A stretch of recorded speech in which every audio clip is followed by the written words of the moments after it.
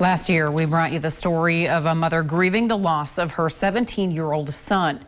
Darren Wallace died by suicide in May of 2018. Today, on the final day of Suicide Prevention Month, Renee Cooper sat back down with his mother to discuss how losing someone you love this way never truly stops hurting. Yeah, how's she doing, Renee?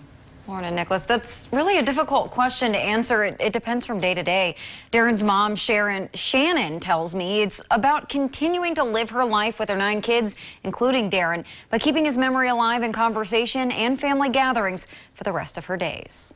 It's not something that you really just get over, or I don't know if you really can learn to manage it. It just becomes part of your life. On May 17th, 2018, Shannon Avard's life as she knew it would never be the same. Her son, Darren Wallace, died by suicide at 17.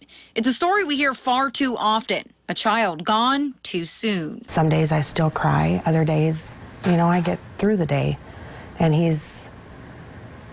makes me smile remembering him. Other days I remember and I cry. Darren was the second oldest of 9 kids. When I talk about Darren, when I talk about my children, Darren is always part of that.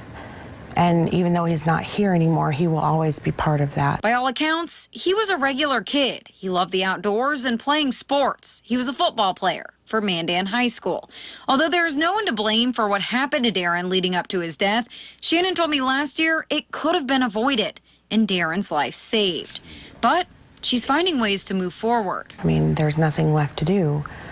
We can sit in grief and let grief consume us, or we can take that grief and try to do something good with it. Maybe what I've learned, or what how I've dealt with it, what I've run across since it happened, can help other people. Just 6 months after losing Darren, Shannon started a nonprofit, DJW Life Project. Grant Semchenko is one of the partners. Maybe people like me wouldn't have waited so long to talk about it, and maybe some of the people that I care about would still be alive today if they had felt comfortable and open and it wasn't such a taboo subject. Things at the Life Project have been a little more stalled lately due to the ongoing pandemic, but that too brought a silver lining. I think when I first started the nonprofit, a lot of people told me, Shannon, I just hope you're not doing it as a way to not deal with Darren, the loss of Darren.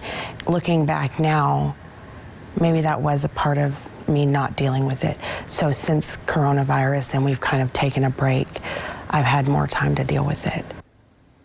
Shannon has also reached out to other mothers dealing with the same tragedy to help heal together. And Lauren and Nicholas, DJW Life Project is holding a fundraiser at the end of the month. Renee Cooper reporting, and those details are on our website, kxnet.com, by the way. DJW Life Project board member Grant Semchenko joined onto the project to conduct prevention and intervention trainings. He says it's all about talking about suicide openly in order to normalize it. After all, it's the 9th leading cause of death in North Dakota. The nonprofit, with Grant's lead, has conducted training at a couple of schools teaching kids the ACE model. Ask directly about suicide, care for the person, and then escort them to safety.